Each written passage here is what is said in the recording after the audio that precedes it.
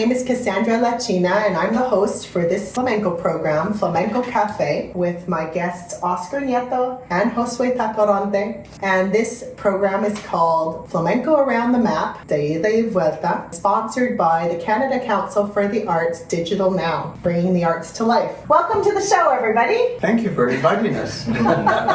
Today we have a very special topic, but let's start out with introductions. Oscar, you're the maestro of flamenco in Vancouver, but let's take it back even further. Where are you originally from? I don't think everybody knows that. I'm originally from San Antonio, Texas, Mexican heritage. Both my parents were also from Texas. My grandparents were from Texas, and my great-grandparents were from Mexico. And we are Latinos or Mexicans who say, we didn't cross the border crossed us. And eventually we traveled to the Southwest and made it to California. We eventually moved to Los Angeles, California, and that's where I started my dance classes. I started with Mrs. Lily Aguilar at the LA County Parks and Recreation, Belvedere Park. And I was fortunate because I got my lessons for free. That was a big benefit to me because my parents couldn't afford for dance lessons, but Mrs. Aguilar, through working with the LA County Parks and Recreation, allowed me that gift. So that's where I started my dance. And how old were you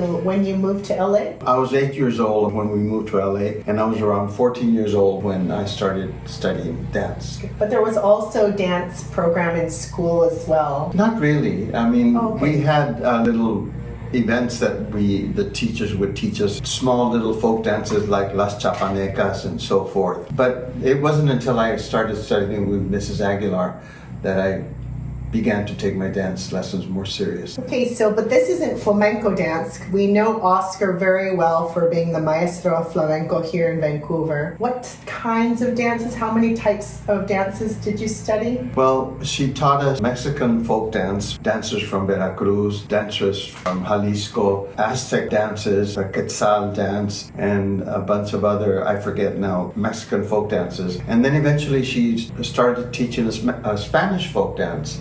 And from there, she eventually taught us or gave us instruction on flamenco dance. And that began my journey into flamenco. I was around 18 years old, 18 years old. So your first dances were actually Mexican folk dances? That's right. Well, actually, preceding my Mexican folk dance, my social dance experience started at home with my sister, who taught me Latin dances like the mambo and the cha-cha-cha and all those type of Latino dances, which later was called salsa.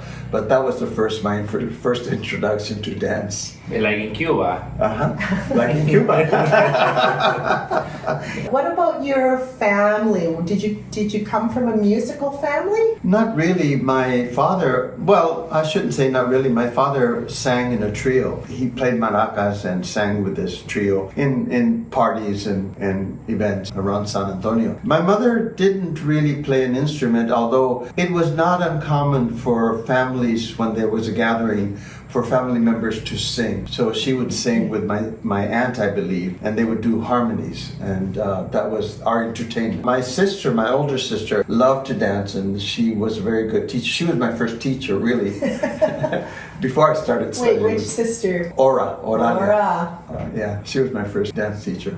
And what about television? How are you getting this music? Were they all LPs or? Yeah, my sister and brother worked at a record producing plant where they made records, LPs and so forth. So they would bring this music home, and they would also buy LPs and Latin music and so forth. And the danzón was very popular at the time, which was type of música de Cuba, no? Mm-hmm. But it was very popular with the Mexican community. So Josue, you're from Havana, Cuba. This is where you're originally from? Yes, I born in Havana, Cuba. My childhood was fantastic because the children all time is running in the street. It's beautiful born in Cuba because you don't have problems, nothing. You live free, always playing with your friends. And it's in Guanabacoa. Guanabacoa is municipal. municipality. In Havana, and Guanabacoa is important in culture in Cuba and in Havana also because it's where the Afro-Cuban people live. If you look the map, Havana Bay is from Havana, all Havana, and the Afro-Cuban people live in this place. Right now, they say Guanabacoa es la tierra del brujo. The land of the witches? Exactly.